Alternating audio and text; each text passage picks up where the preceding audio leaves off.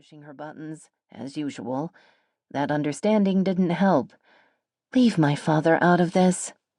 Sam grabbed the injured dog from Kendall and brushed past Morgan to the bank of exam rooms in the rear of the hospital. "Where do you think you're going?" Morgan demanded. Kendall fished a credit card from his pocket. "You can put all the charges on this." He tossed the card onto the reception desk.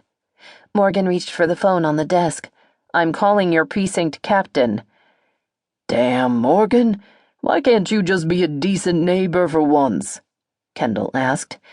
"But that's exactly what good fences are for, Sergeant." Sam sensed an almost imperceptible shift of energy from the dog in her arms. In the movies she had loved growing up, death always came in one of two ways, with an agonal breath and then a panicked, desperate grab for the last vestiges of life, or with a deep, peaceful exhalation followed by a contented sigh. Either way, the act of dying was a remarkable moment that commanded the attention of all those in proximity. But Sam had learned the truth about death in vet school. It wasn't special at all. It wasn't even an event. Death was only the failure of life. It crept into the vacuum created when you couldn't beg, cajole, or push life out any further. This was why death always eventually won. The act of fostering life requires constant diligence, and we tire or get distracted far too easily. That was true, Sam knew, whether the dead thing was a mutt in shock or a parent who happened to end up on the wrong side of a windshield. Sam wrapped the still dog in a towel that she grabbed from a pile and returned to Kendall. "Let's go," she said. "What?" Kendall started. "He's dead." Sam opened the towel and shoved the body into Morgan's face so that his fur almost touched her nose. "Take a good look. I want you to recognize him when you see him again. You have no idea how many little eyes are waiting for you." Morgan didn't even blink as she continued to hold the phone to her ear, waiting. She was frighteningly good at maintaining composure and restraint. "Hello, Captain," she said smoothly into the receiver. "It's Dr. Jacqueline Morgan. Yes, we have another issue." Nick growled again, low and guttural. Sam sensed that this time it wasn't just for show. Kendall stepped in front of Sam and her dog. "Not here, Sam. Not now." Part of Sam understood that she was only making things worse, and they were bad enough, but a larger part just wanted to unload on Morgan in every human dimension they shared. "Sam," Kendall gently touched her arm.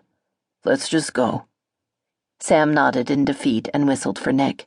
In a moment she was on the sidewalk, holding a dead dog. Kendall came up beside her.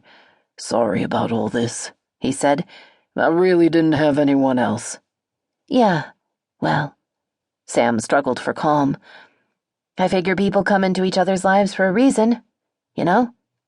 She noticed a group of grade school children walking toward her on their way to Riverside Elementary School. 6 of the youngest kids were sporting surgical masks over their tiny noses and mouths. What the hell? Then she remembered. The virus. The CDC had reported the first case at the beginning of the week, and soon there had been 4. The disease started like the common flu, but then the symptoms became frighteningly neurological. Tremors, memory loss, speech deficits, followed by paralysis. All the victims were kids, and all the kids lived in Riverside. Besides those 2 facts, the children had no other obvious connection. Kendall followed her stare. "You heard the first kid died early this morning?" Sam shook her head. "How old?" "She was only 4. Christ, those poor parents. Did you know them? Just by sight at the playground. They seemed nice enough. Regular folks. You know?" Kendall shrugged. Sam did know.